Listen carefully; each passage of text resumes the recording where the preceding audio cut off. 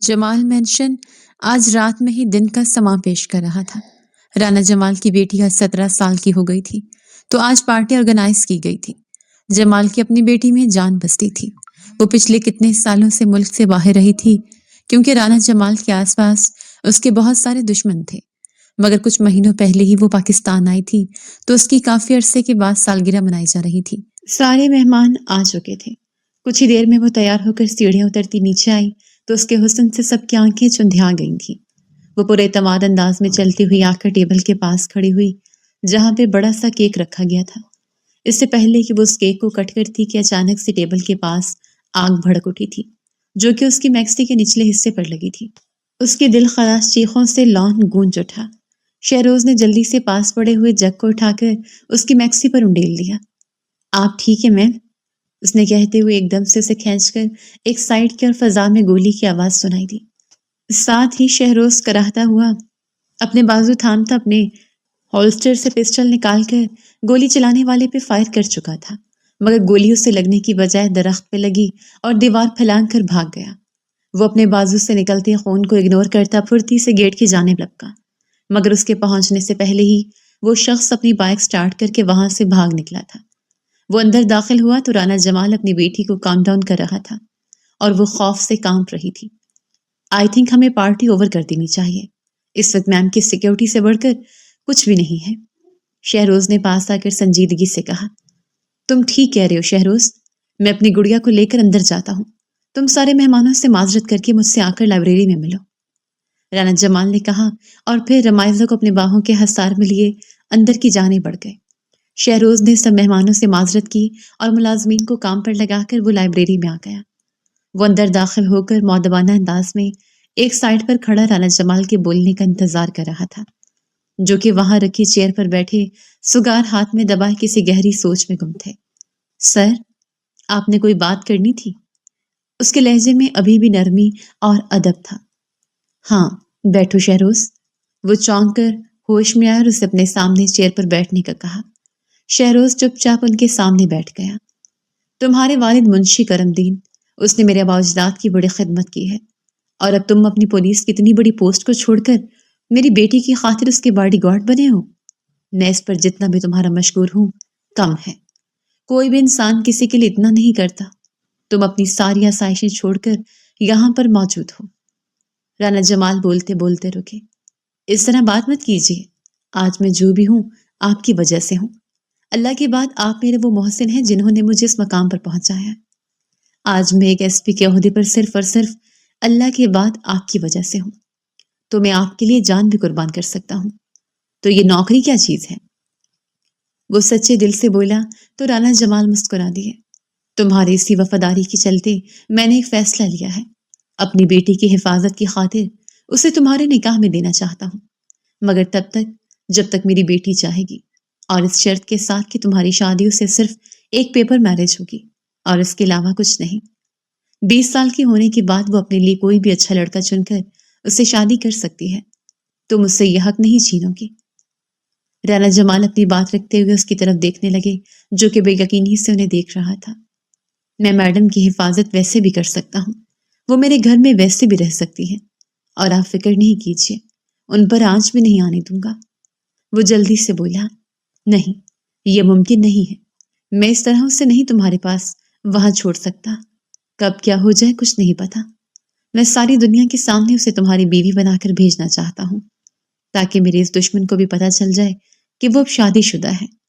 یہ دیکھو، یہ اس کا میسج ہے، اس نے مجھے کہا ہے کہ وہ میری بیٹی کو کڈنیپ کر کے اسے شادی کرے گا، اور میں جانتا ہوں وہ ایسا کر سکتا ہے۔ رانا جمال نے اپنا موبائل اس کی طرف بڑھاتے ہوئے کہا تو وہ کچھ دیر اس نمبر کو دیکھتا رہا، پھر لب بھینچ کر وہ رضامندی دے گیا۔ اگلے ہی دن بڑی دھوم دھام سے رانا جمال نے اپنی بیٹی رمائزہ کا نکاح شہروز سے کر دیا تھا۔ نکاح سے ابھی فارغ ہی ہوئے تھے کہ شمس اپنے گارڈ سمیت دندناتا ہوا وہاں آیا۔ یہ تم نے اچھا نہیں کیا رانا جمال، تم نے میری محبوبہ کو اس 2 ٹکے کے گارڈ سے بیاہ دیا، اب میں اسے نہیں زندہ چھوڑوں گا۔ شمس نے کہتے ہوئے اپنی پسٹل کا رخ شہروز کی طرف کیا، مگر شہروز کی سیوکاپ کی مانند اس پر جھپٹا۔ دوسرے ہی پل اس کے سارے گارڈ سمیت انہیں بچھاڑ چکا تھا۔ شمس وہاں سے بھگتا چھکتا چلا گیا اور رانا جمال اپنے فیصلے پر مزید مطمئن ہو گئے۔ مجھے اب یقین ہے کہ تم میری بیٹی کی حفاظت خود سے بڑھ کر کرو گے، رانا جمال نے کہا، اور پھر رمائزہ کو اس کے ساتھ اس کے گھر بھیج دیا۔ یہ ایک لاہور کے اندرونی شہر کا ایک پرانا محلہ تھا جہاں پر وہ برسوں سے رہا تھا، مگر کچھ عرصہ قبل اپنی نوکری کی وجہ سے اسے ایک چھوٹا سا بنگلہ بھی دیا گیا تھا، مگر چونکہ نوکری سے کچھ عرصے کے لیے اس نے بظاہر ریزائن لیا تھا تو وہ بنگلے میں نہیں رہ سکتا تھا۔ ٹیکسی ایک لکڑی کے دروازے کے سامنے رکی اور شہروز اس محلوں کی شہزادی کا بیگ اٹھائے ٹیکسی سے باہر آیا۔ رمائزہ نے حیرت اور بے یقینی سے اس چھوٹے سے محلے کو دیکھا جہاں چھتوں پر لوگ کھڑے بڑی دلچسپی سے انہیں دیکھ رہے تھے۔ ہر ایک کی آنکھوں میں رمائزہ کے لیے ایک ستائش تھی۔ وہ تھی ہی اتنی پیاری اور اس وقت تو وہ بلیک سکرٹ پر وائٹ شرٹ پہنی اور بھی حسین لگ رہی تھی۔ اس کی کمر پہ لہراتے سلکی بال گویا کوئی ایکسٹینشن لگ رہے تھے۔ وہ اسے لے کر اندر آیا اور اپنی ماں کو جب ساری بات بتائی تو وہ ہکا بکا سے اسے دیکھتی رہ گئی۔ شادی کرنے سے پہلے ایک بار بتا تو دیتے، پتا تھا نا کہ تمہاری منگنی ہوئی ہے، پھر یہ شادی کرنے کا تو کیا بنتا تھا بیٹے؟ اس کی ماں ساجدہ بیگم نے غصے سے کہا۔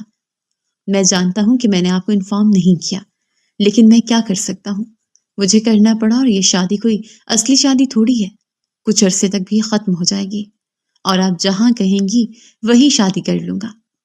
وہ ساجدہ بیگم کے قدموں میں بیٹھتے ہوئے بولا، مگر وہ اس کا ہاتھ جھٹک کر اندر کی جانب بڑھ گئی۔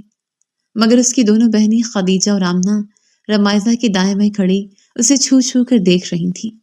ہائے اللہ، تم تو ہاتھ لگانے سے بھی میلی ہو جاؤ گی، خدیجہ نے اس کے مومی سے ہاتھ کو چھوتے ہوئے کہا۔ حالانکہ خدیجہ بھی گندمی رنگت کی کافی خوش شکل لڑکی تھی، مگر رمائزہ کے سامنے وہ دونوں ہی بہت مدھم لگ رہی تھی۔ پھر وہ رمائزہ کو لے کر اپنے روم میں چلی گئی۔ رمائزہ دلچسپی سے ہر ایک چیز کو دیکھ رہی تھی۔ رات کو سب لوگ کھانا کھا کر اوپر چھت پر چلے گئے اور وہ رمائزہ کو نیچے والے روم میں ایئر کولر لگا کر دے دیا گیا، مگر رمائزہ جو کہ اے سی کے بغیر رہ نہیں سکتی تھی، اسے کولر کی ہوا کہاں اچھی لگ رہی تھی۔ عجیب حبس سا محسوس ہو رہا تھا، اور کچھ ہی دیر کے بعد اچانک لائٹ گئی تو وہ ہڑبڑاتی گئی، اور بڑبڑاہٹ میں وہ جیسے ہی باہر نکلی تو کسی پتھر جیسے وجود سے ٹکراتی وہ گرنے ہی والی تھی کہ وہ وجود اسے جلدی سے اپنی باہوں میں بھر گیا۔ آپ ٹھیک ہے میم؟ شہروز نے اسے سیدھا کرتے ہوئے پوچھا۔ وہ لائٹ ساری آف ہو گئی تو میں گھبرا گئی تھی، وہ تھوک نگلتے ہوئے آہستہ سے بولی، اور ساتھ ہی اس کے مضبوط بازو کو زور سے تھام لیا۔ وہ کسی سہمی ہوئی ہرنی کی طرح لگ رہی تھی، اور شہروز ساکت و جامد اسے دیکھے جا رہا تھا کہ جو چاندنی اس رات میں چاند کے سامنے اپنے حسن کی بجلیاں اس پر گراتی اسے مدہوش کر رہی تھی۔ ہمارے ہاں لائٹ اسی طرح چلی جاتی ہے، کوئی پتہ نہیں کب آئے گی۔ آپ ایسا کریں، اگر چاہیں تو اوپر چھت پر جا کر خدیجہ اور آمنہ کے پاس لیٹ جائیں۔ شہروز نے بمشکل اس سے نگاہیں چراتے ہوئے کہا۔ جی اب پلیز مجھے اوپر چھوڑ دیں، وہ اس کے بازو کو اسی طرح جکڑے امید بھرے لہجے میں بولی۔ شہروز چپ چاپ اس کے ساتھ اوپر آ گیا، اور ان دونوں کو یوں اوپر آتا دیکھ کر خدیجہ اور آمنہ جلدی سے اٹھ کر بیٹھ گئیں۔ ہائے اللہ، کتنے پیارے لگ رہے ہیں، ایسے لگتا ہے کہ جیسے کوئی نہ فلم کے ہیرو ہیرن ہوتے ہیں، آمنہ نے کھلکھلاتے لہجے میں کہا تو شہروز نے اسے گھور کر دیکھا تو وہ سٹ پٹا کر ادھر ادھر دیکھنے لگی۔ پھر اس نے اپنی چارپائی جس پر وہ سوتا تھا وہ بچھا کر اس پر نرم گدا بچھایا۔ آپ یہاں لیٹ جائیے، میں نیچے صحن میں لیٹ جاؤں گا، وہ بولا۔ رمائزہ چپ چاپ اس چارپائی پر لیٹ گئی اور شہروز نیچے کی جانب بڑھ گیا۔ رمائزہ کو کتنی دیر نیند نہیں آئی تھی، گرمی سے اس کی جان جا رہی تھی، پوری رات بس سوتی جاگتی کیفیت میں رہی۔ صبح جا کر کہیں آنکھ لگی جو کہ صبح صبح ارد گرد کی چھتوں سے آتی آوازوں پر کھلی۔ اس نے اٹھ کر دیکھا تو ارد گرد کی چھت پہ کھڑے لوگ اسی کو دیکھ کر باتیں کر رہے تھے۔ وہ جلدی سے اٹھ کر نیچے کی جانب لپکی اور آخری سیڑھی پر پاؤں رکھتے اس کا پاؤں پھسلا۔ اس سے پہلے کہ وہ گرتی کہ واش روم سے باہر نکلتے شہروز نے جلدی سے اسے تھام لیا۔ وہ زور سے آنکھیں میچے اس کی باہوں میں تھی اور پھر ڈرتے ڈرتے آنکھیں کھولی تو نگاہ ڈائریکٹ شہروز کی سیاہ آنکھوں سے ٹکرائے۔ وہ گلے میں ٹاول ڈالے شرٹ لیس کھڑا تھا۔ اس کے سینے پہ بال ہونے کی وجہ سے اس کی سکس پیک نظر تو نہیں آ رہے تھے، مگر اس کا وجود بتا رہا تھا کہ اس پر بہت محنت کی گئی ہے، اور کیوں نہ کرتا، وہ اس شہر کا ایس پی تھا۔ اب یہ اور بات ہے کہ اس لڑکی کی حفاظت کی خاطر وہ اپنی نوکری تک کو چھوڑے بیٹھا تھا، مگر آج کافی عرصے کے بعد وہ پھر سے نوکری جوائن کر رہا تھا۔ آپ ٹھیک ہے؟ شہروز نے سنجیدگی سے پوچھا تو وہ سر ہلاتی ہوئی جا کر وہاں پڑے لکڑی کے تختے پر بیٹھ گئی۔ शहरोज अपने बालों को टॉवल से रगड़ता हुआ कमरे में चला गया। कुछ देर के बाद वो वापस आया तो अपनी पुलिस यूनिफॉर्म में था, जिसमें वो काफी ज्यादा हैंडसम लग रहा था। भाई, आपको जो घर हुकूमत की तरफ से मिल रहा था उसमें कब शिफ्ट होंगे? खदीजा ने अचानक से पूछा। मुझे मिल रहा था मगर मैंने इनकार कर दिया। अरे क्या जरूरत क्या है, हमारे पास ये घर है, हमारा अपना तो यही बेहतर है ना। जैसे इंसान जिंदगी गुजार रहा है उसे वैसे ही गुजारना चाहिए। वक्त का क्या है, किस मोड़ पर ले जाए।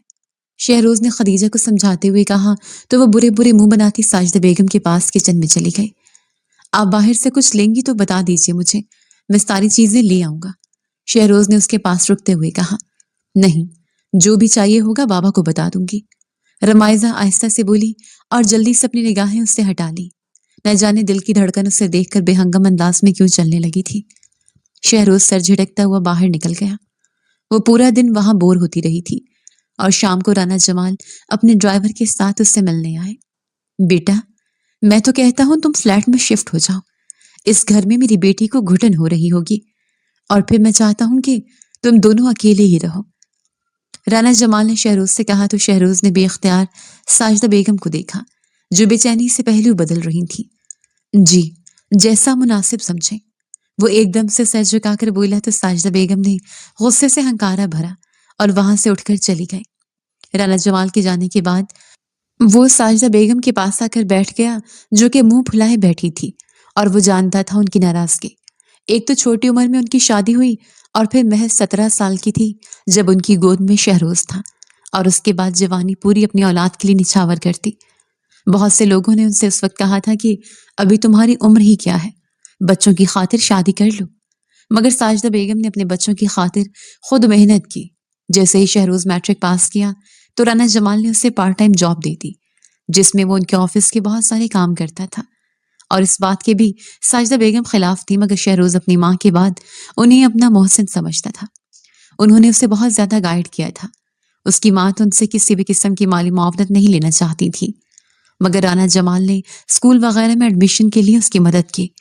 फिर अब वो अपने ही कॉलेज में भी उसका एडमिशन करवा चुके थे और उनके उन्हीं एहसान के बोझ तले दबा वो उनकी हर बात मानता था, और यहाँ तक कि साजिदा बेगम की बात को भी टाल जाता था, जिस पर साजिदा बेगम काफी ज्यादा गुस्सा होती थी। नहीं बात करेंगी आप मुझसे? वो उनके घुटने पर हाथ रखे बोला। ना, मुझे एक बात बता दो, तुमने भी अपने बाप दादाओं की तरह बस उनकी नौकरी चाकरी ही करनी है? अरे अल्लाह ने इतना अजीम रुतबा तुम्हें दे दिया था, पढ़ लिख कर अपना कर सकते हो, मगर दूसरों के टुकड़ों पर ही तुम्हें पलना है। हुकूमत की तरफ से जो घर मिल रहा है वो कबूल नहीं करना, मगर तो चंद माह की मजबूरी की शादी में सुसर देगा अपनी बेटी की आसाइशों के लिए, वो कबूल है? साजिदा बेगम ने तो आज अगली पिछली कसर पूरी कर दी थी। अम्मी, कैसी बातें कर रही हैं आप? आप अच्छी तरह जानती हैं कि आज आपका बेटा अगर किसी मकाम पर है तो राना साहब की वजह से। उन्होंने हमेशा मेरी मदद की है, तो अब मेरा भी तो हक बनता है ना कि मैं उनका ये कर्ज उतारूं। वो साजिदा बेगम के घुटनों पर हाथ रखते हुए झंझलाकर बोला। बहुत कर्ज अदा कर दिया बेटा तुमने, बल्कि कर्ज से ज्यादा ही अदा कर दिया। अपनी जान हथेली पर रखते हुए न जाने कितनी बार जान बचाई उनकी बेटी की और खुद उनकी भी। और तुम्हारे बाप ने उनकी खातिर अपने सीने पर गोली खाकर तुम लोगों को यतीम छोड़ दिया, और तब उन्होंने उन यतीमों पे अगर यह एहसान किया ना, तो सिर्फ इसी वजह से कि तुम्हारे बाप ने उनकी खातिर जान दी थी। कर्ज तो तुम्हारे बाप ने चुका दिया था, अब तुमने भी अपना कर्ज अपनी जान देकर देना है। देखो, तुम मेरे इकलौते बेटे हो, अगर तुम्हें कुछ हुआ ना तो मैं जिंदा नहीं रहूंगी। इतना कहते हुए साजिदा बेगम फूट फूट कर रो दी। अम्मी, क्या हो गया है? बस कुछ अरसे की बात है, फिर सब ठीक हो जाएगा। और मैंने कहा ना, मैं शगुफ्ता से ही शादी करूंगा, और भी जो कहेंगी आपकी हर बात मानूंगा, मगर राना साहब की बेटी का मुस्तकबिल महफूज करने के बाद। वो इल्तिजाई अंदाज से बोला। साजिदा बेगम ने अपनी चादर से अपनी आंखों को साफ किया। जो मर्जी करो, लेकिन बस तुम्हारी जान मेरी अमानत है, और मेरी अमानत की खयानत मत करना। साजिदा बेगम ने हतमी अंदाज में कहा और फिर चुपचाप उठकर किचन की जाने बढ़ गई, और रमाइसा बस साकित जामत से दरवाजे पर खड़ी थी। आप तैयार रहिएगा राना साहब के दिए हुए फ्लैट में हम कल ही शिफ्ट हो जाएंगे, फिर आपको कोई मुश्किल नहीं होगी। वो संजीदगी से बोला। नहीं, मुझे नहीं जाना, मैं अपनी जिंदगी को खुलकर एंजॉय करना चाहती हूँ और यहीं से कॉलेज भी जाऊंगी जैसे आम लड़कियां जाती हैं। अपने घर में थी तो तब भी घुटन ज्यादा जिंदगी जी रही थी, अब तो मुझे फ्री होकर जीने दीजिए। वो हल्के फुल्के अंदाज में बोली तो शहरोज हैरानगी से उसे देखने लगा। अजीब है आप, लोग आसाइशों वाली जिंदगी मांगते हैं और आप इस तरह की मांग रही हैं। शहरोज ने कहा। हाँ, क्योंकि मैं आसाइशों में बहुत ज्यादा रह चुकी हूँ, उसका भी तजर्बा करना चाहती हूँ। वो कंधे उचकाकर बोली। और राना साहब से क्या कहूं मैं, उसकी फिक्र करने की आपको बिल्कुल जरूरत नहीं है। बाबा से मैं बात कर लूंगी और आपको पता ही है वो मेरी बात को बिल्कुल नहीं डालेंगे। वो तेज तेज लहजे में बोल रही थी और शहरोज हैरानगी से पहली बार यूं बोलते हुए देख रहा था। फिर आने वाले दिनों में वो उनके साथ एडजस्ट हो ही चुकी थी। पता नहीं उसने क्या कहकर राना जमाल को इस बात के लिए राजी किया, मगर जो भी था राना जमाल ने उस पर दोबारा बात नहीं की थी और वो सुबह शहरोज के साथ कॉलेज जाती और वहां से दोपहर में ड्राइवर से घर छोड़ जाता था और वो पूरा दिन खदीजा और आमना के साथ काफी एंजॉय करती थी। वो तन्हाइयों में पली हुई लड़की जैसे जिंदगी जीने लगी थी। शहरोज कुछ दिन के लिए एक केस के सिलसिले में बाहर गया और जब वो वापस आया तो सहन में झाड़ू लगाती रमाइजा को देखकर एक पल के लिए थम सा गया। कमर के गिर्द दुपट्टा बांधे, पांव तक आती अम्ब्रेला फ्रॉक पहने और बालों का जूड़ा बनाए बिल्कुल एक मिडिल क्लास घरेलू सलीका शॉल लड़की जैसी लग रही थी। ये आप क्या कर रही हैं? वो हड़बड़ाकर बोलता उसके पास आया और जल्दी से उसके हाथ से झाड़ू छीन कर दूर फेंका, जिसे गोया कोई जहरीला नाग हो जो उसने हाथ में थाम लिया हो। खदीजा, आमना, चीख चीख कर उन्हें पुकारने लगा। वो दोनों दौड़ती हुई बाहर आए। उनमें से एक के हाथ में जाले वाला ब्रश और दूसरे के हाथ में वाइपर था। अरे आप आ गए भाई, और क्या हो गया, इतना चिल्ला क्यों रहे हो? खदीजा ने हैरानगी से पूछा। ये सब क्या हो रहा था? तुम लोग मैडम से काम करवा रहे हो? Shame on you. वो उन्हें डांटने लगा। भैया, हमने इनको बहुत मना किया था, मगर वो खुद ही, क्या खुद ही, अगर उन्होंने जिद की थी इसका मतलब यह है कि तुम लोग करने दोगे। तुम जानते भी हो उनके एक हुक्म पर कई मुलाजिम सर झुकाए खड़े रहते हैं। वो आमना की बात काटते हुए बोला तो आमना और खदीजा सर झुकाए अपने आंसू पीने लगी। आप प्लीज जाकर कपड़े चेंज कीजिए, सारे कपड़े गीले कर लिए आपने। वो उनके आंसू से निगाहें चुराते हुए रमाइजा की तरफ देखकर बोला, जो कि शिकवा की निगाहों से देखती कमरे की जान ही बढ़ गई थी। वो जोर से आंखें मीचता हुआ आमना और खदीजा की तरफ मुड़ा।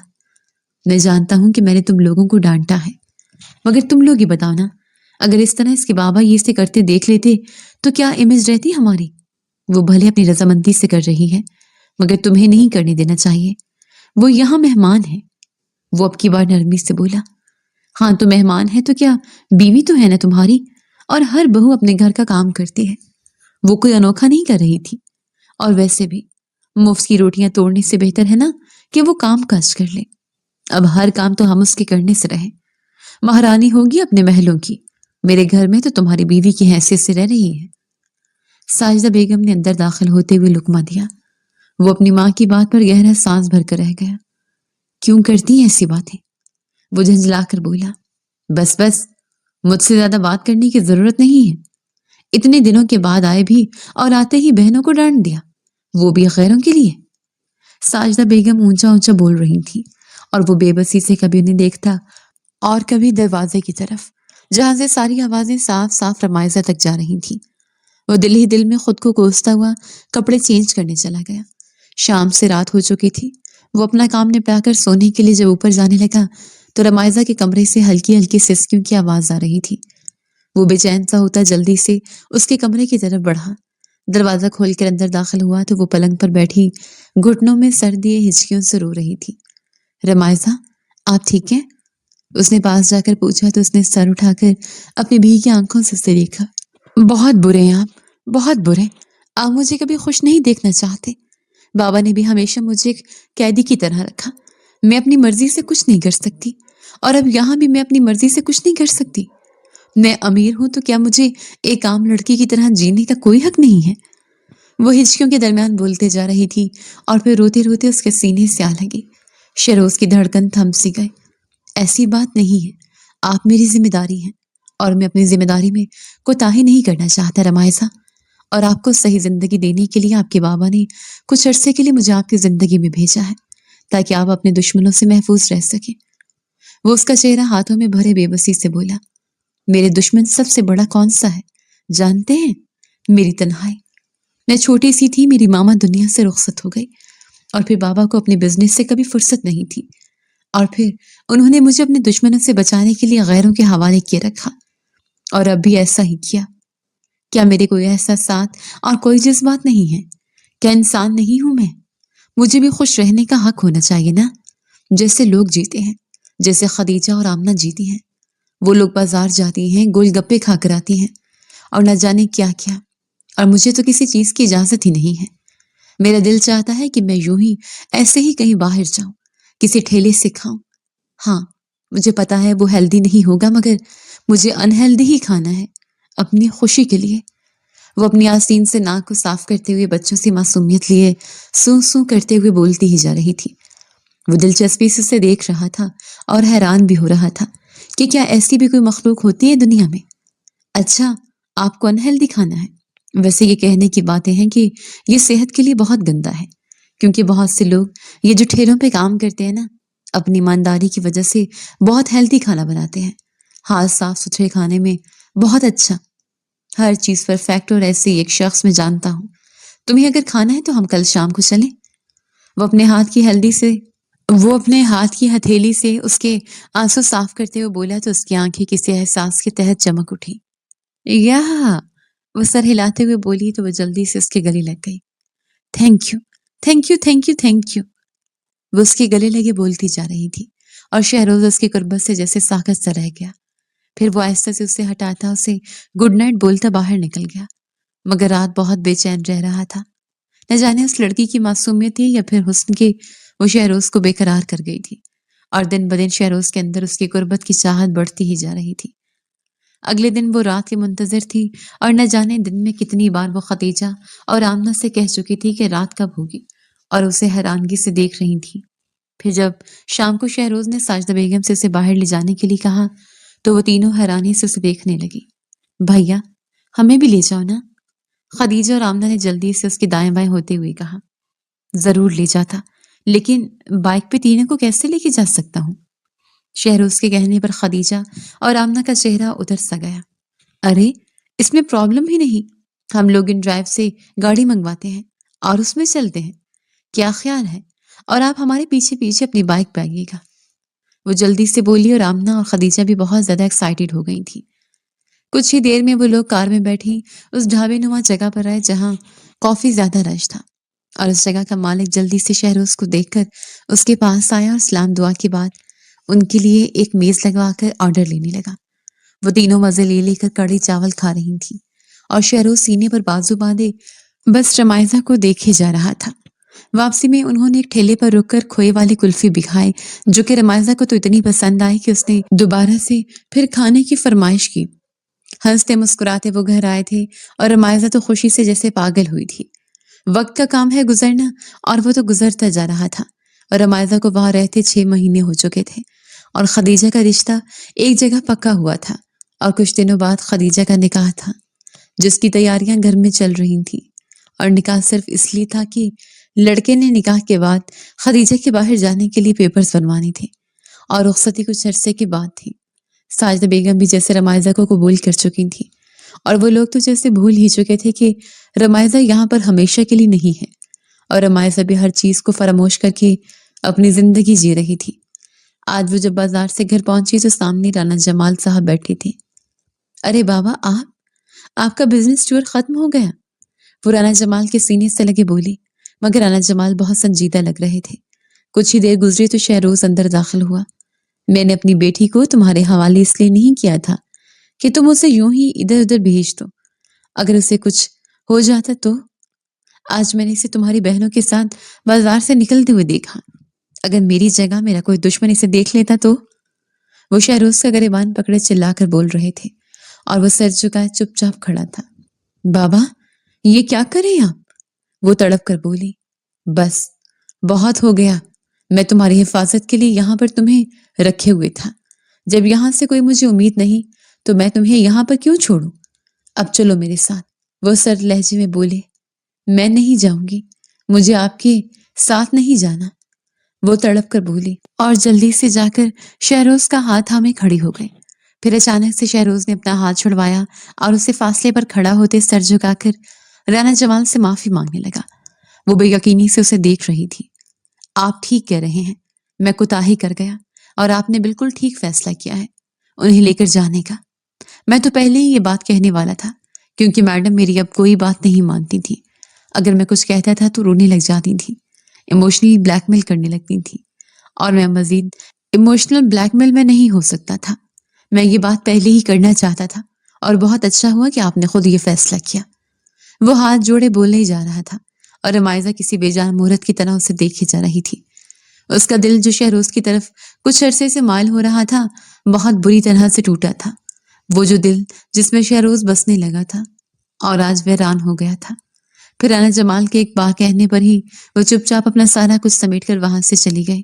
وہ چھوٹا سا غریب خانہ جیسے اس چہکنے والی چٹیا کے جانے پر گہرے سناٹے میں چلا گیا تھا۔ ساجدہ بیگم بھلے اسے سٹارٹ میں ناپسند کرتی تھی، مگر وقت کے ساتھ ساتھ رمائزہ کی معصومیت نے ساجدہ بیگم کو بھی اس کا اسیر کر دیا تھا، اور خدیجہ اور آمنہ تو ویسے ہی اس کی دیوانی تھی۔ اب کیا اس طرح سوگ منانے کا ارادہ ہے کیا؟ گھر میں نکاح چلے، تیاری کریں۔ شہروز اپنا غم چھپاتے ہوئے اپنے لہجے کو خوشگوار بنانے کی کوشش کرتے ہوئے بولا تو سب لوگ غصے سے بنا کچھ بولے اٹھ کر اپنے اپنے کاموں میں لگ گئے۔ خدیجہ کا نکاح ہو چکا تھا اور رمائزہ اس سے نکاح میں تو شامل نہیں ہو سکی، مگر وہ ان دونوں سے رابطے میں ہی تھی۔ اور پھر کچھ دنوں کے بعد خدیجہ کی رخصتی بھی ہو چکی تھی، مگر ان دونوں کے بے حد اصرار کے باوجود رانا جمال نے اسے جانے نہیں دیا تھا۔ پھر اس کے بعد رمائزہ دوبارہ لندن جا چکی تھی اور دیکھتے ہی دیکھتے 2 سال بیت چکے تھے۔ شہروز ان دنوں اپنے سرکاری گھر میں شفٹ ہو چکا تھا اور وہیں سے شادی کے فنکشن وغیرہ بھی ہونے تھے۔ پلیز رومی آ جاؤ نا، میں بھی دیکھو نا پاکستان آئی ہوں۔ اب اور دیکھو نا، آمنہ بھی تو تمہیں بہت مس کر رہی ہے اور وہ چاہ رہی ہے کہ تم اس کی شادی میں شامل ہو۔ پلیز آ جاؤ نا۔ خدیجہ نے اسے پیار سے منانے کی کوشش کی۔ میں ہرگز نہیں آؤں گی، کیونکہ میں تمہارے بھائی کی شکل بھی نہیں دیکھنا چاہتی، وہ نم لہجے میں بولی۔ اچھا، بھائی سے ناراضگی ہے، مجھ سے تھوڑی ہے۔ پلیز آ جاؤ نا، دیکھو نا کل مائیوں کی رسم ہے، آمنہ کی اور میری ساری فرینڈز آئیں گی، تم بھی آؤ نا پلیز۔ خدیجہ نے التجا کی تو وہ کچھ سوچتے ہوئے حامی بھر گئی۔ اس نے جب رانا جمال سے بات کی تو وہ چونک اٹھے۔ کوئی ضرورت نہیں ہے وہاں جانے کی، وہ جلدی سے بولے، مگر وہ کافی الجھے ہوئے بھی لگ رہے تھے۔ پلیز بابا، اگر آپ کو لگتا ہے کہ میں شہروز کے لیے وہاں جاؤں گی تو ایسا بالکل بھی نہیں ہے، مجھے اس شخص سے کوئی لینا دینا نہیں ہے، مگر خدیجہ میری دوست ہے اور اس نے مجھے بلایا ہے اور مجھے جانا ہے۔ پلیز اگر آپ نے نہ کی نا تو پھر دیکھیے گا، میں چھپ کر بھی جا سکتی ہوں، آپ جانتے ہیں نا مجھے، وہ دھمکی دیتے ہوئے بولی تو رانا جمال بے بسی سے اسے دیکھنے لگا، اور نہ چاہتے ہوئے بھی انہوں نے اسے رضامندی دے دی تھی، کیونکہ کچھ ہی ہو جائے وہ اپنی بیٹی کی آنکھوں میں آنسو نہیں دیکھ سکتے تھے۔ اگلے دن اس نے اپنے لیے کچھ ڈریسز وغیرہ بوتیک سے فون کر کے منگوا لیے تھے، اور ان ڈریسز کو وہ دیکھ رہی تھی، مگر اسے کوئی بھی پسند نہیں آ رہا تھا۔ پھر اچانک سے اس کی نظر ایک یلو کلر کی ساڑی پر پڑی، جس کے بارڈر پر گولڈن کلر کا کام ہوا تھا۔ اس نے وہ ساڑی پہننے کا فیصلہ کیا۔ ساڑی پہننے کے بعد اس نے اپنے بالوں کا میسی سا جوڑا بنایا اور لائٹ سا میک اپ کرنے کے بعد ایک ہاتھ میں رسٹ واچ اور ایک میں بریسلٹ پہن کر اس نے گلاس وال میں اپنا عکس دیکھا تو وہ خود کو دیکھ کر ہی رہ گئی۔ کتنے عرصے کے بعد وہ یوں تیار ہوئی تھی اور نظر لگ جانے کی حد تک خوبصورت لگ رہی تھی۔ پھر کچھ دیر کے بعد وہ اپنا کلچ اٹھاتے ہوئے باہر نکلی اور ڈرائیور کو آواز دینے لگی، بیٹا زیادہ دیر مت رکنا، مجھے فکر رہے گی، رانا جمال نے کہا۔ وہ محض سر ہلاتی ہوئی باہر نکل گئی۔ کچھ دیر بعد گاڑی ایک چھوٹے سے مگر خوبصورت بنگلے کے سامنے رکی۔ وہ بنگلہ برقی کمکم اس سے جگمگ کر رہا تھا۔ وہ دھیرے سے قدم اٹھاتی ہوئی اندر آئی تو نگاہیں خدیجہ اور آمنہ میں سے کسی کو ڈھونڈ رہی تھیں۔ پھر اس سے پہلے اس کے نگاہ ان میں سے کسی کو ڈھونڈ پاتی کہ اچانک سے وہ کسی سے ٹکرائی، اور اس سے پہلے کہ گرتی جلدی سے مضبوط باہیں اسے تھام چکی تھیں۔ شہروز جو اپنے دھیان میں موبائل پر بات کرتے ہوئے باہر سے اندر آ رہا تھا کہ ایک دم سے یلو ساڑی میں ملبوس کسی لڑکی سے ٹکرایا، اور اس سے پہلے کہ وہ گرتی وہ جلدی سے اسے باہوں میں تھام گیا، اور نگاہ جب اس کے چہرے پر پڑی تو جیسے پلٹنا ہی بھول گئی، اور دل کی دھڑکن تو گویا کانوں میں سنائی دے رہی تھی۔ بلا شبہ وہ وہی تھی جس نے پچھلے 2 سال سے اس کا چین سکون لوٹ لیا تھا، اور آج وہ 2 برس کے بعد پھر سے اس کے سامنے تھی۔ رمائزہ نے ڈرتے ڈرتے آنکھ کھولی تو خود کو اس کی باہوں میں دیکھتے ایک پل کے لیے وہ بھی جیسے ساکت رہ گئی، پھر وہ اس طرح اس سے دور ہوئی جیسے گویا کسی جلتے انگارے کو چھو لیا ہو۔ پھر وہ اس کی سائڈ سے ہوتی آگے بڑھی اور سامنے ہی اسے خدیجہ نظر آ گئی۔ دونوں ایسے ملی تھی جیسے برسوں پرانی سہیلیاں بچھڑی ہوئی ملتی ہیں۔ اور پھر خدیجہ اسے لے کر ساجدہ بیگم کے پاس آئی۔ ساجدہ بیگم نے بھی اس کا منہ ماتھا چوم کر کتنی دیر اسے گلے لگائے رکھا۔ پھر خدیجہ اسے لے کر سٹیج پر آ گئی، جہاں آمنہ یلو کلر کے شرارے میں سجی سنوری بیٹھی تھی، اور آمنہ بھی اس سے بہت گرم جوشی سے ملی۔ پھر کچھ دیر بعد وہ فون سننے کے لیے سٹیج سے نیچے اتری، اور جمال صاحب کا فون تھا، اور وہ فون سنتی ہوئی نسبتاً ایک کارنر والے ٹیبل کے پاس رکھی ہوئی چیئر پر بیٹھ گئی، اور فون سننے کے بعد اس سے پہلے کہ وہ اٹھتی کہ اس کی نگاہ ایک لڑکی پہ گئی جو کہ شہروز کا ہاتھ زبردستی تھامے سٹیج پر جا رہی تھی۔ ہاں آپا، کتنے پیارے لگتے ہیں دونوں۔ آپ کو میں نے کل بھی کہا تھا کہ میری مدیحہ ہمارے شہروز کو پسند کرتی ہے اور اس سے شادی کرنا چاہتی ہے۔ آپ نے کچھ جواب ہی نہیں دیا۔ بتائیں نا آپا، کب رکھے منگنی بچوں کی؟ اور مجھے تو ویسے بھی لگ رہا ہے کہ ہمارا شہروز بھی پسند کرنے لگا ہے۔ آپ کو کیا لگتا ہے؟ دیکھیں نا دونوں کتنے اچھے لگ رہے ہیں ایک ساتھ ساتھ۔ ایک عورت کی آواز کانوں سے ٹکرائی۔ اس نے بے اختیار مڑ کر اس عورت کو دیکھا تو وہ شہروز کی ممانی تھی جو اس نے تصویروں میں دیکھ رکھی تھی۔ پھر اس نے دوبارہ سے سٹیج کی جانب دیکھا، جہاں پر شہروز تالیاں بجاتا ہوا مدیحہ کا بھنگڑے میں ساتھ دے رہا تھا۔ رمائزہ کو اپنی آنکھیں جلتی ہوئی محسوس ہوئی۔ وہ غصے سے آگے بڑھی اور ایک ویٹر سے ٹکرا گئی، اور ویٹر کے ہاتھ میں موجود گرم گرم گرین ٹی اس پر گر گئی تھی۔ اس کی چیخوں سے سب لوگ اس کی طرف متوجہ ہوئے۔ وہ اپنے ساڑی کے پلو اور ہاتھ کو جھٹکتی اس پر پھونک مار رہی تھی۔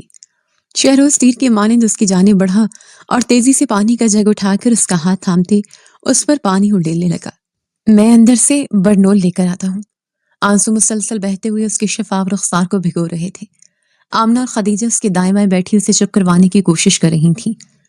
زیادہ جلن ہو رہی ہے کیا رومی؟ خدیجہ کے پوچھنے پر آنسو میں مزید روانی آ گئی۔ اب وہ ان کو کیا بتاتی کہ اس گرم چائے کی جلن سے زیادہ تو وہ جلن تھی جو شہروز کو کسی اور کے ساتھ دیکھ کر محسوس ہوئی تھی۔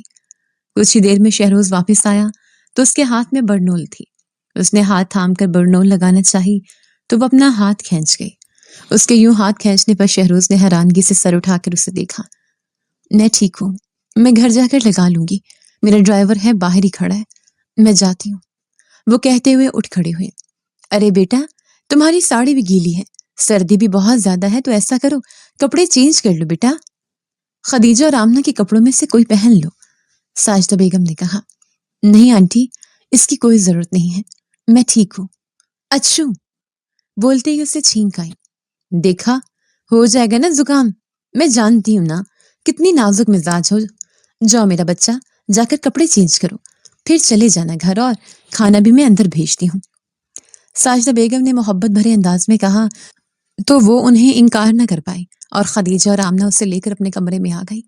کپڑے چینج کرنے کے بعد وہ گمسم سے صوفے پر بیٹھی تھی، اور آمنہ خدیجہ باہر مائیوں کی رسم کے لیے گئی ہوئی تھی۔ دروازہ ناک ہونے پر اس نے چونک کر دیکھا تو دروازے پر شہروز ٹرے تھامے کھڑا تھا۔ کمال ہے ایس ایس پی صاحب، میرے لیے ٹرے سجا کر لائے ہیں۔ اس کا لہجہ کاٹ دار تھا۔ شہروز نے چپ چاپ ٹرے ٹیبل پر رکھی اور اس کے سامنے والے صوفے پہ بیٹھ گیا۔ کیسی ہیں آپ؟ کیسی لگ رہی ہوں؟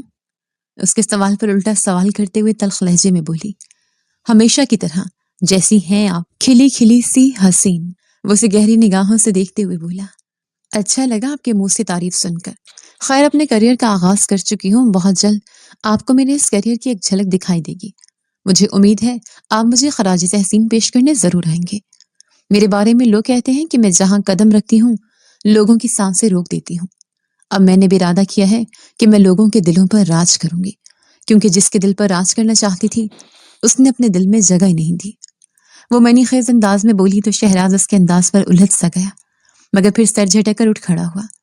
آج بھی نگاہیں ملا کر بات نہیں کر پاتے آپ؟ دل میں چور ہے کیا؟ اسے یوں نگاہیں چراتے دیکھ کر وہ تلخ لہجے میں بولی تو وہ گہرا سانس بھرتا واپس پلٹ کر اسے دیکھنے لگا۔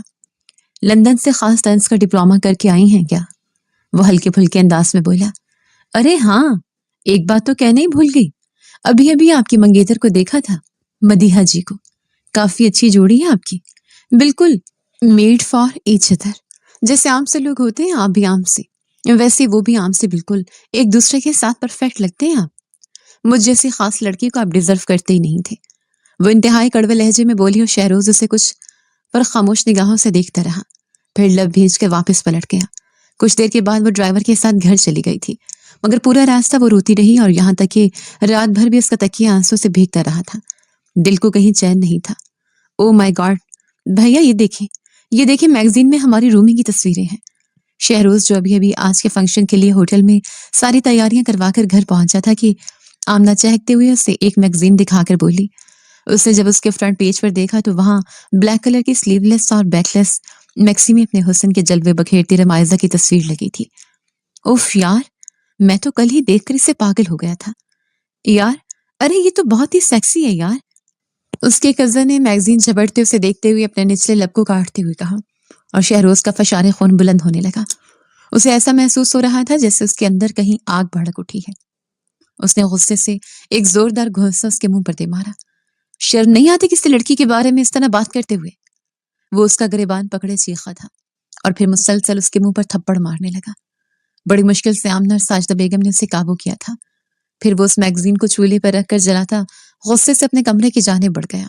اس کا اس قدر بولڈ فوٹو شوٹ کرنا شہروز کو پاگل کر گیا تھا۔ شام کو قوالی نائٹ تھی تو اسی کے اکارڈنگ وہ بلیک کلر کی ساڑی پہن کر شادی ہال میں پہنچی تھی۔ جیسے ہی وہاں پہنچی تو ہر ایک کی نگاہیں اسی پر تھیں اور اسے دیکھ دیکھ کر سبھی کانوں میں سرگوشیاں کر رہے تھے، اور وہ اچھی طرح سے جانتی تھی کہ یہ کس وجہ سے ہے، کیونکہ اس کا صبح ہی ماڈلنگ کا پہلا پروجیکٹ منظر عام پر آ چکا تھا۔ مسکراتی ہوئی اسٹیج کی جانب بڑھے۔ کچھ دیر کے بعد قوالی شروع ہو چکے تھے اور ایک ماحول بن چکا تھا۔ کالی کالی زلفوں کے پھندے نہ ڈالو، ہمیں زندہ رہنے دو اے حسن والو۔ وہ دلچسپی سے اس قوالی کو سن رہی تھی، پھر کچھ دیر بعد اسے سامنے سے شہروز آتا دکھائی دیا۔ سلام لینے کے بعد وہ گہری نگاہ سے اسے دیکھتا خدیجہ کو گجرے پکڑا رہا تھا۔ کچھ دیر کے بعد دوسری قوالی شروع ہوئی اور اسی طرح پھر سلسلہ چلتا جا رہا تھا، اور ٹائم کافی زیادہ ہو چکا تھا۔ تو وہ خدیجہ سے اجازت لے کر باہر آئے تو دیکھا تو اس کا ڈرائیور وہاں پر موجود نہیں تھا۔ پھر اسے اپنے پیچھے کسی کی آہٹ محسوس ہوئی۔ وہ پلٹی تو شہروز کھڑا تھا۔ ڈرائیور کو ڈھونڈ رہی ہیں آپ کو اس سے کیا؟ اس کے سوال پر وہ ترش لہجے میں بولی، ڈرائیور کو میں نے ہی واپس بھیجا ہے کیونکہ مجھے آپ سے بہت اہم بات کرنی تھی۔ مجھے آپ کے ساتھ کہیں نہیں جانا اور کوئی بات نہیں کرنی۔ اس کی بات کے جواب میں غصے سے بولتی پیدل آگے کو چلنے لگی تو وہ اسے بازو سے کھینچتا اپنی گاڑی میں اگلے سیٹ پر پٹکتے ہوئے دوسری جانب آیا، اور اس سے پہلے وہ سنبھلتی اور کچھ سمجھتی کہ وہ گاڑی سٹارٹ کر چکا تھا۔ میں نے کہا گاڑی روکو، وہ چلا کر بولی، اور پھر اس نے گاڑی کا اسٹیئرنگ پکڑ کر گھما دیا، اور بمشکل شہروز نے گاڑی کو روکا تھا، ورنہ سامنے سے آتی گاڑی سے وہ بری طرح ٹکراتی۔ گاڑی کے رکتے ہی وہ غصے سے گاڑی سے باہر نکلی۔ شہروز بھی گاڑی سے نکل کر اس کے پاس آیا اور اسے کھینچ کر گاڑی سے لگاتے ہوئے خون خوار نگاہوں سے دیکھنے لگا۔ سمجھتی کیا ہیں آپ خود کو؟ اگر آپ کو کچھ ہو جاتا تو؟ اور میں نے کہا نا مجھے آپ سے بات کرنی ہے، جب تک بات نہیں کر لیتا آپ یہاں سے کہیں نہیں جا پائیں گی۔ بات کرنے کے بعد میں آپ کو گھر چھوڑ دوں گا۔ وہ اس کی آنکھوں میں آنکھیں ڈالتے ہوئے بولا تو وہ سر جھٹک کر رہ گئی۔ آپ کی ہمت کیسے ہوئی کہ آپ ماڈلنگ کریں اور اس طرح دوسروں کے سامنے اپنے جسم کی نمائش کرتی رہیں؟ آئندہ سے آپ یہ کام نہیں کریں گی، ورنہ کیا؟ اور تم ہوتے کون ہو مجھ پر روب جمانے والے؟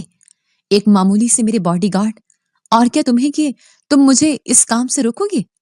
بولو نا، کیا حق ہے تمہیں؟ وہ اس کے سینے پر زور سے ہاتھ مارنے سے پیچھے دھکیلتے ہوئے چیخی۔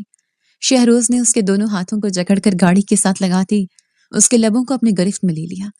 وہ بے آب مچھلی کی طرح اس کی گرفت میں تڑپ رہی تھی، مگر شہروز جیسے جنونی ہو گیا، اور رمائزہ نے بھی اس کو خود سے چھڑوانے کے لیے زور سے اس کے نچلے ہونٹ پر کاٹا، یہاں تک کہ رمائزہ کو حلق میں خون کا ذائقہ محسوس ہوا، مگر شہروز نے پھر بھی اسے نہیں چھوڑا تھا۔ پھر کچھ دیر بعد وہ آہستہ سے پیچھے ہوا تو رمائزہ گہرے گہرے سانس لیتے ہوئے اپنا تنفس بحال کرنے لگی۔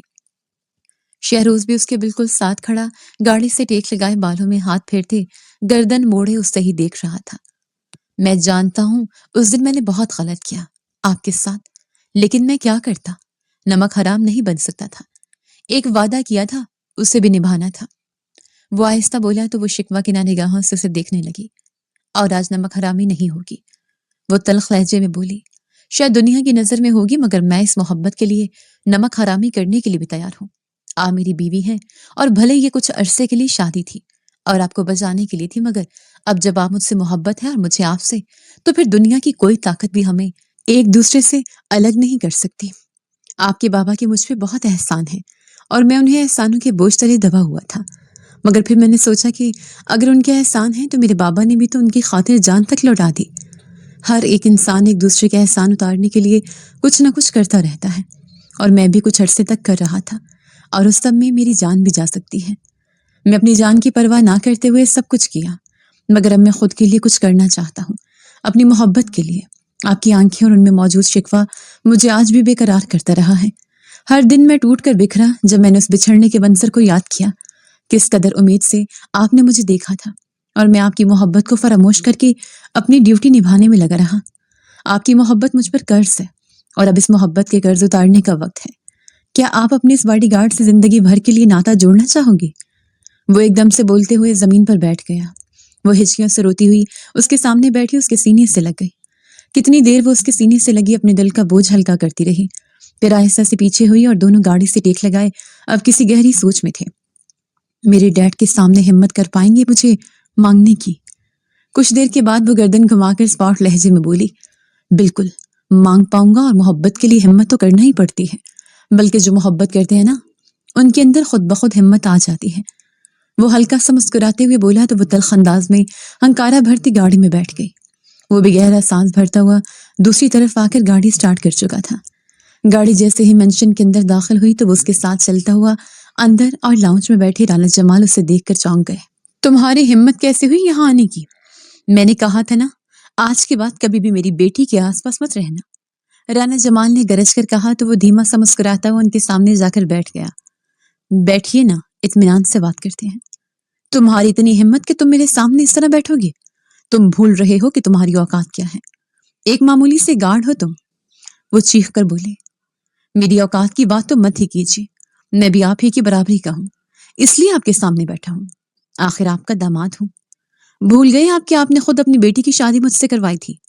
وہ طنزیہ انداز میں بولا تو رانا جمال نے مٹھیاں بھینچ کر اسے دیکھا۔ مجھے پتا ہوتا کہ تم اتنے احسان فراموش اور نمک حرام ہو تو کبھی بھی ایسا نہیں کرتا، اور تمہیں شرم نہیں آتی؟ تمہارے لیے کیا نہیں کیا میں نے، اس مقام پر اگر تم ہو تو میری وجہ سے۔ اتنا احسان مت جتلائی رانا صاحب، میرے سر پر آپ نے ہاتھ اس لیے رکھا کیونکہ میرے باپ نے آپ کی خاطر اپنی جان قربان کر دی، اور آپ نے اس کے بدلے مجھے کچھ بننے میں مدد کی، وہ بھی اس حد تک کہ مجھے پارٹ ٹائم جاب دے دی گئی۔ میرے اوپر آپ کا بس اتنا ہی احسان ہے، ورنہ جو کچھ میں ہوں اپنی ماں کی دعاؤں اور اپنی محنت اور اللہ کے فضل سے ہوں۔ احسان احسان کی بات کریں گے تو آپ کی طرف میرے باپ کی کیے گئے احسان کا حساب کبھی نہیں چکا سکتے، اور باقی رہے یہ تھوڑے بہت احسان تو آپ کی خاطر اور آپ کی بیٹی کی جان بچانے کی خاطر کئی بار اپنا خون بہا چکا ہوں، اور اس خون کے ساتھ آپ کا وہ کھایا ہوا نمک بھی نکل گیا ہوگا، اور اس کے علاوہ آپ کے احسان کا بوجھ بھی کم ہو گیا ہوگا۔ رمائزہ میری بیوی ہے، اور میں بہت جلد اپنی بارات لے کر آپ کے ہاں آنے والا ہوں، اس بات کی تیاری کر لیجئے، اور ہاں، میرے خلاف کچھ بھی کرنے کی کوشش مت کیجیے گا، کیونکہ اگر آپ نے مجھے اپنا دشمن بنا لیا نا تو آپ کے ارد گرد کے دشمنوں سے آپ کو کوئی نہیں بچا پائے گا۔ وہ بولتا ہوا اٹھ کھڑا ہوا اور ایک نظر رمائزہ پر ڈالی جو کہ چپ چاپ کھڑی بس انہیں دیکھ رہی تھی۔ اس کے جانے کے بعد رانا جمال نے خونخوار نظروں سے رمائزہ کی طرف دیکھا۔ اپنے کمرے میں جاؤ اور آئندہ سے تم اس لڑکے سے کبھی نہیں ملو گی، وہ دھاڑ کر بولے۔ کیوں بابا؟ وہ میرے شوہر ہیں اور میں ان سے ضرور ملوں گی، وہ اطمینان سے کہتے ہوئے اپنے کمرے کی جانب بڑھ گئی۔ رانا جمال نے مٹھیاں بھینچ کر اپنا غصہ کنٹرول کیا اور پھر ایک نمبر ملا کر موبائل کان کو لگایا۔ شمس، تمہاری اور میری دشمنی اب ختم ہو جانی چاہیے، کیونکہ میرا اور تمہارا دشمن اب ایک ہے، اور وہ ہے SSP شہروز۔ بس کسی بھی طرح اس شخص کو ختم کروا دو، میں اپنی بیٹی تمہیں دینے کے لیے تیار ہوں، رانا جمال نے کہا تو دوسری طرف شمس کہکا لگا کر ہنس پڑا۔ ارے SSP کا دشمن بنا رہا ہے مجھے تاکہ اس شہر میں میرا رہنا محال ہو جائے؟ اپنا کام کہیں اور سے نکالو۔ جمال بابو، میرا کوئی دشمن نہیں ہے وہ اب، کیونکہ اس نے شمس کو بڑے برے کیس سے پھنسنے سے بچایا تھا۔ اگر وہ نہ ہوتا نا تو شمس آج جیل کے سلاخوں کے پیچھے ہوتا، اور شمس کوئی پنگا نہیں لے گا SSP سے۔ تجھے نہیں پتا کہ وہ کیا چیز ہے، تمہارے خاتمے میں ایسے ایسے جرم ڈالے گا نا کہ تم سوچ بھی نہیں سکتے۔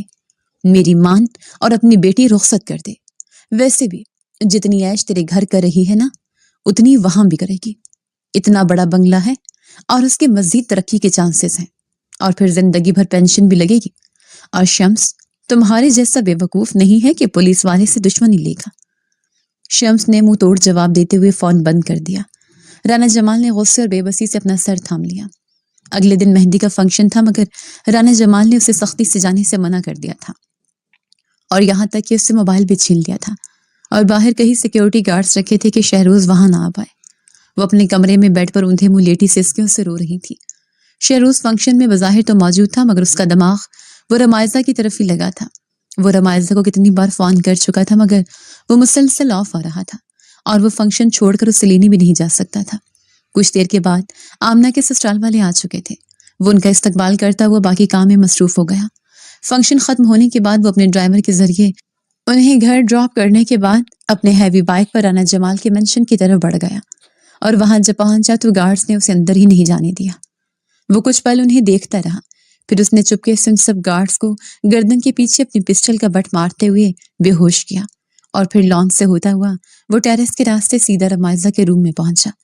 कमरे में मध्यम से रोशनी जल रही थी और रमायजा ग्रीन और येलो कलर के हैवी मैक्सी में बेड पर सो रही थी। यानी वो फंक्शन में आने वाली थी, मगर उसे आने नहीं दिया गया था। वो मोहब्बत पाश निगाहों से उसे देखता हुआ उस पर झुका और आहिस्ता से उसके नर्म रुई से रुखसार पर अपने लब रखे तो उसने हड़बड़ा कर आंखें खोली और अपने सामने से शहरोज को देखते वो जल्दी से उठकर बैठ गई। शहरोज धीरे से उसके पास बैठकर उसे देखने लगा और वो झंझला कर उठती जाकर ड्रेसिंग के सामने अपनी चूड़ियां उतारने लगी। वो हल्का सा मुस्कुराता उसके पीछे आया और उसे बाहों के हसार में ले लिया। छोड़िए मुझे, कोई बात नहीं करनी आपसे। अरे लेकिन क्यों, मैंने क्या किया है? वो हैरानगी से बोला। आपने क्या किया है? आपने वो किया है जो आपको नहीं करना चाहिए था। खुद अकेले फंक्शन एंजॉय कर लिया, मुझे मिस भी नहीं किया होगा ना। वो नरूठे अंदाज में बोलती शहरोज को अपने दिल में उतरती महसूस हुई। ऐसा हो सकता है कि मैंने आपको मिस नहीं किया होगा। पूरे फंक्शन में निगाहें दरवाजे में टिकी रही, मगर क्या करता, टाइम नहीं मिला वहां से निकलने का और फंक्शन से फारिग होकर सीधा आपसे मिलने आया हूं। वो उसके कंधे पर अपनी ठोड़ी टिकाते आईने में उसका अक्स देखते हुए बोला। ये सिर्फ बहलाने वाली बातें हैं, मैं अच्छी तरह से जानती हूँ कोई मिस नहीं किया होगा। छोड़िए मुझे, कपड़े चेंज करने मुझे। वो पीछे हटाती हुई अपना नाइट गाउन उठाकर वॉशरूम की जाने बढ़ गई। कुछ देर के बाद वो बाहर निकली तो स्लीवलेस सिल्क के गाउन में भी गजब ढा रही थी। वो बेड पर नीम दराज उसे मोहब्बत पाश निगाहों से देख रहा था। वो पास आकर अपना तकिया दुरुस्त करती दूसरी तरफ मुंह करके लेटी तो वो भी शूज उतारता हुआ उसके करीब होकर उसके बालों को सहलाने लगा। जाइए आप घर, मुझे आपसे बात नहीं करनी। वो उसका हाथ पीछे करते हुए अभी भी नाराजगी भरे लहजे में बोली थी। शहरोज ने उसके कंधे से पकड़कर उसे सीधा किया और उस पर झुकता उसके चेहरे के हर हर नक्श पर अपने लब रखता चला गया। वो घबराहट में जोर से आंखें मीचे उसकी शर्ट को दबोचे हुए अब होले होले कांप रही थी। शहरोज ने आहिस्तगी से उसे अपने करीब किया और उस पर अपनी मोहब्बत निछावर करने लगा। वो उसकी कुर्बत में मदहोश होती जा रही थी। शहरोज उसे छोड़ता आहिस्ता से पीछे होता उठ बैठा तो अमायजा ने चौंक कर उसे देखा। क्या हुआ? मुझे खुद पर कंट्रोल करना है, अभी नहीं, अभी तो तुम्हें रुखसत करके लेकर जाना है, फिर उसके बाद अपनी चाहत से तुम्हें मौतबर करूंगा। वो उसकी तरफ पलटता संजीदगी से बोला और फिर उसके माथे पर शिद्दत भरा बोसा देता खड़ा हुआ। अभी मत जाइए ना। वो लब कुचलते हुए बोली तो धीरे से उसके करीब होता उसे अपनी बाहों के हसार में लेता उसके बाल सहलाने लगा। वो उसके सीने पर सर रख के उसकी शर्ट के बटनों से खेल रही थी। अगर डैड ना माने तो फिर क्या करेंगे हम? वो बेचैनी से बोली। मान जाएंगे इंशाल्लाह, वो उसे तसल्ली देते हुए बोला, मगर रमायजा का दिल आने वाले वक्त का सोचकर बैठा जा रहा था। फिर कुछ देर बाद रमायजा की आंखें बोझल होने लगी और वो सो चुकी थी और शहरोज उसके सोने के बाद उसे तकिए पर सीधा करता उसके माथे पर बोसा देकर बाहर निकला और लाउंज से होता हुआ वो बाहर जा ही रहा था कि अचानक से राना जमाल ने उसे पुकारा। तुम्हारी हिम्मत कैसे हुई इस तरह चोरों की तरह मेरे घर दाखिल होने की? नमक हराम, आज मैं तुम्हें जान से ही मार डालूंगा। वो गहरा सांस भरता हुआ पलटा तो वो हाथ में पिस्टल लिए खड़े थे। अपनी बेटी को बेवा करना चाहते हैं? वो संजीदगी से बोलता हुआ उनके पास आया। तुम्हें शर्म नहीं है? ये सब करते हुए जानते थे कि तुम्हारे साथ ये निकाह सिर्फ एक मखसूस वक्त के लिए था, वो भी अपनी बेटी को बचाने के लिए, मगर तुमने तो उसे अपनी मोहब्बत के जाल में फंसा लिया। राना जमाल गरजे, मोहब्बत कोई चाल नहीं होता, ये तो दिल में किस इल्हाम की तरह खुद ब खुद उतरती है। जो जाल होता है वो फरेब होता है, मोहब्बत नहीं। अपनी बेटी के दिल से मुझे निकाल कर कत्ल कीजिएगा, क्योंकि अगर मैं मर गया तो आपकी बेटी भी मर जाएगी। وہ بیٹی جس کو اپنے دشمنوں سے بچانے کے لیے آپ کو اسے خود سے دور بھی کرنا پڑا، آپ نے وہ بھی چپ چاپ سہ لیا، جبکہ آپ اپنی بیٹی کو دیکھے بنا بھی نہیں رہ سکتے تھے، اور اسی بیٹی کی خاطر زندگی بھر آپ نے دوسری شادی بھی نہیں کی۔ آج اسی بیٹی سے اس کی محبت چھیننا چاہتے ہیں، اور محبت جب چھینی جائے تو انسان کے وجود میں صرف سناٹے باقی رہتے ہیں۔ میں آپ سے ذات پات رتبے میں کم سہی، مگر صرف ایک بار سوچیے، کیا میں آپ کی بیٹی کے قابل نہیں ہوں؟ کیا میرے اندر صرف ایک نوکر کا بیٹا ہونے کے علاوہ کوئی عیب ہے؟ اگر آنکھیں بند کر کے سوچیے تو کیا آپ نہیں چاہیں گے کہ آپ کی بیٹی کو ایک ایسا شوہر ملے جو اس کی حفاظت خود کی جان سے زیادہ کرے، جو اس کی خاطر اپنے سینے پر زخم کھانے کے لیے بھی تیار ہو؟ صرف ایک بار سوچیے گا ضرور۔ اپنی بیٹی کو زندگی بھر ہر خوشی دیتے رہے ہیں تو اسے اس کی آگے کی پوری زندگی جو اس نے گزارنی ہے اسے جینے کا حق بھی دے دیجیے۔ میں آپ کو زندگی میں کبھی مایوس نہیں کروں گا، اگر کبھی کروں تو اس پسٹل میں موجود 6 کی 6 گولیاں میرے سینے میں اتار دیجیے گا۔ وہ دھیمے لہجے میں بولتا جا رہا تھا اور رانا جمال کا ہاتھ نیچے ہو گیا۔ جاؤ، یہاں سے چلے جاؤ، اس سے پہلے کہ میرا دماغ مزید خراب ہو جائے اور میں کچھ کر بیٹھوں، جاؤ یہاں سے۔ وہ سرد لہجے میں بولے تو شہروز گہرا سانس بھرتا ہوا باہر کی جانب بڑھ گیا۔ اگلے دن بھی رمائزہ شادی میں شرکت نہیں کر سکی تھی۔ شہروز بھی مصروفیت کی وجہ سے اسے ملنے نہ پایا۔ وہ پورے گھر میں جلے پاؤں کی بلی کی طرح بے چین سے پھر رہی تھی۔ رانا جمال سے اس دن سے بات چیت بالکل بند کر رکھی تھی، اور انہیں دیکھتے ہی وہ اپنے کمرے میں بھی خود کو قید کر لیتی تھی۔ آج وہ لاؤنج میں بیٹھی بے مقصد چینل پہ چینل بدل رہی تھی کہ تبھی رانا جمال اپنے آفس سے گھر پہنچے۔ وہ انہیں دیکھتے ہوئے کمرے میں جانے لگی۔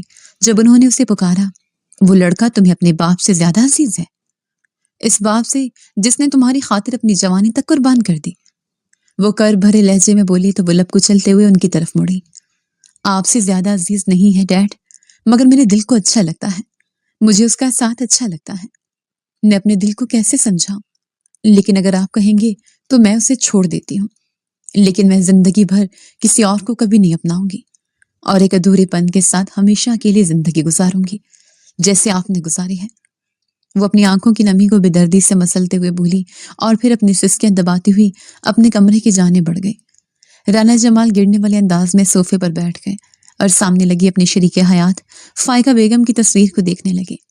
انہیں ایسے لگا جیسے وہ ان سے کہہ رہی ہو کہ وہ ایک اچھے باپ بننے میں فیل ہو رہے ہیں۔ فائقہ بیگم سے ان کی لو میرج تھی اور وہ فائقہ بیگم سے بے انتہا محبت کرتے تھے، مگر فائقہ بیگم رمائزہ کو جنم دینے کے کچھ عرصے بعد ہی دنیا سے رخصت ہو گئی، اور اس وقت رانا جمال کو لگا جیسے ان کی زندگی میں کوئی مقصد نہیں رہا۔ لیکن پھر وہ اپنی بیٹی کے لیے جینے لگے، اور انہوں نے اپنی ایمانداری سے بزنس کی دنیا میں بہت نام کمایا تھا، اور ان کی ایمانداری اور سچ بولنے نے ان کے بہت سارے دشمن بنا دیے، جن میں سے سب سے بڑا دشمن تو شمس تھا، اور کئی عرصے تک وہ اپنی بیٹی کو اس درندے سے بچاتے رہے۔ اس کا خیال آتے ہی انہوں نے کرب سے آنکھیں میچ لی کہ کیسے کل رات انہوں نے اسے شہروز کو نیچے دکھانے کے لیے دوستی کی آفر کی تھی، اور یہاں تک کہ اپنی بیٹی کو بھی قربان کرنا چاہا۔ دل سے جیسے ٹیس سی اٹھتی تھی، زمین نے انہیں بری طرح جھنجھوڑا۔ جس بیٹی کے لیے اپنی زندگی اپنی جوانی تک لگا دی، اس بیٹی کی خوشی کو برباد کرنے کے لیے دشمن سے ہاتھ ملانے چلے تھے تو انہیں لگا جیسے یہ سوال ان کے اپنے ہی کوئی وجود کا حصہ ان سے کر رہا ہے۔ پوری جان سے لرز اٹھے تھے یہ سوچ کر کہ اگر شمس ان کی بات مان جاتا تو کیا ہوتا۔ وہ تو اپنی بیٹی کو خود ہی ایک کنویں میں دھکیل رہے تھے۔ رات بھر وہ اپنے ضمیر سے لڑتے رہے اور صبح کو ضمیر جیت چکا تھا۔ انہوں نے شہروز کو فون کر کے بلایا۔ وہ اس وقت ان کے سامنے بیٹھا ان کے بات کرنے کا منتظر تھا۔ اپنی مدر کو لے آئیے گا اور میری بیٹی کو دھوم دھام سے لے کر جائیے، رانا جمال نے کہا تو شہروز کا چہرہ کھل اٹھا تھا۔ اگلے ہی دن ساجدہ بیگم کو لے کر وہ ان کے گھر پہنچا۔ ساجدہ بیگم نے بڑے پروقار انداز میں بات کی تھی، اور یہ رانا جمال کی ان سے اس طرح پہلی تفصیلی ملاقات تھی۔ وہ ساجدہ بیگم سے کافی متاثر ہوئے۔ ٹھیک ہے، آپ بارات لے کر آئیے اور اپنی بیٹی لے جائیے، اور ہمیں بتا دیجیے کہ آپ کو جہیز میں کیا کیا چاہیے، رانا جمال نے کہا۔ ان کی بات پر ساجدہ بیگم کے ماتھے پر بل پڑ گئے۔ جہیز کیوں دیں گے؟ یہ ساری جائیداد تو آپ کی بیٹی کی ہے، یہ سارے اس کے نام کر دیجیے۔ ساجدہ بیگم نے انتہائی کڑوے لہجے میں کہا، واٹ؟ کیا مذاق ہے یہ؟ آپ میری دولت پر لالچ کر رہی ہیں؟ مذاق تو آپ نے شروع کیا رانا صاحب، آپ نے ہی ہمیں لالچی سمجھا تو جہیز کی بات کی۔ میں اس جہیز جیسی لعنت پر لعنت بھیجتی ہوں۔ آپ اپنی بیٹی کو کچھ بھی دیں اپنی مرضی سے، ہم کچھ نہیں کہیں گے، مگر اس طرح کی ڈیمانڈ اور بات کرنا آپ جیسے انسان کو جچتا نہیں۔ کیا آپ ہمیں لالچی سمجھتے ہیں جو آپ ہمیں جہیز کی لسٹ بنا کر دینے کو کہہ رہے ہیں؟ ساجدہ بیگم نے ماتھے پر بل ڈالے ناگواری سے کہا تو رانا جمال سٹ پٹا سے گئے۔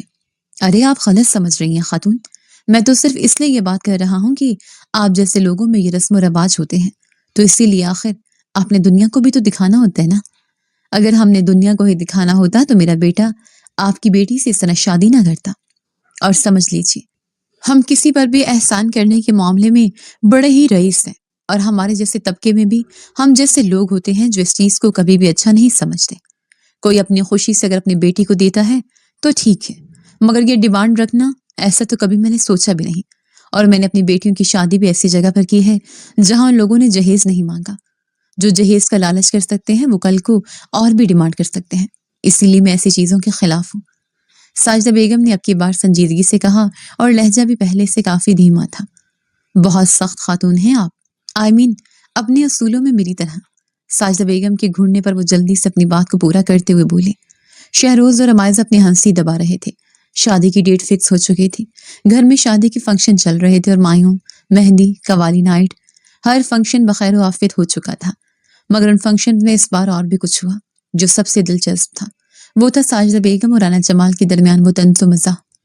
رانا جمال مزاح میں بھی کوئی بات کرتے تو ساجدہ بیگم ان کو طنز میں جواب دیتی، اور یہ سب نے ان کی محفلوں کو چار چاند لگا دیے تھے۔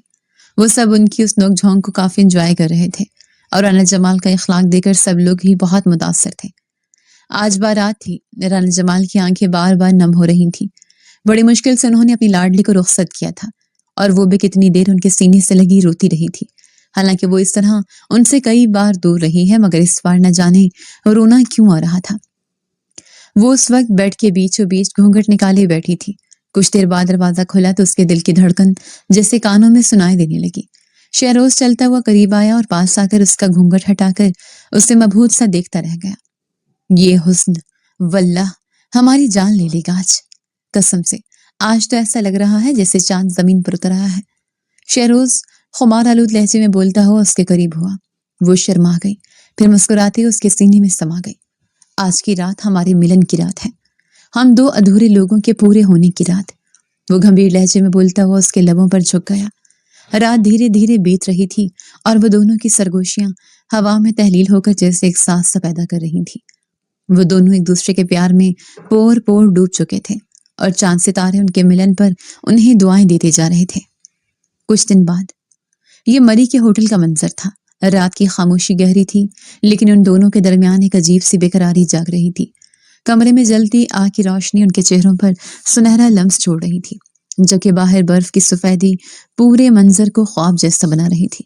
وہ شہروز کے بہت قریب کھڑی تھی، اتنی قریب کہ دونوں کی سانسیں ایک دوسرے سے ٹکرا کر گرم دھند سا بنا رہی تھی۔ شہروز نے دھیرے سے اس کا چہرہ اپنے ہاتھوں میں لیا۔ اس کی انگلیوں کی حرارت اس کے وجود میں بجلی کی لہر کی طرح دوڑ گئی۔ وہ اس کے لمس پر پورے بدن میں کپکپاہٹ محسوس کرنے لگی۔ اس نے اسے اپنے قریب کھینچا، اتنا قریب کہ ان کے دلوں کی دھڑکن ایک دوسرے سے ٹکرانے لگی۔ وہ اس کے سینے سے لگی، اس کی گرم سانسوں، اس کی انگلیوں کی حرکت، اس کی باہوں کی مضبوطی میں جیسے پگھلتی چلی گئی۔ شہروز کے ہاتھ اس کی کمر سے اس کے پشت تک سرکتے ہوئے اسے اپنے اندر کھینچ رہے تھے، جبکہ اس کی آنکھوں میں ایسی بھوک، ایسا جنون جھلک رہا تھا جو لفظوں سے بیان نہ ہو سکتا تھا۔ وہ دونوں اپنی سانسوں، اپنے لمس، اپنی شدت میں اس طرح گم تھے جیسے وقت رک گیا ہو، جیسے دنیا ختم ہو گئی ہو، جیسے محبت صرف ان دونوں کی سانسوں سے چل رہی ہو۔ ان کے درمیان کوئی فاصلہ نہیں بچا تھا، صرف گرم لمس، ٹھنڈی ہوا، دھڑکتی ہوئی چاہت اور ایک دوسرے کی قربت میں ڈوب جانے کی بے انتہا خواہش۔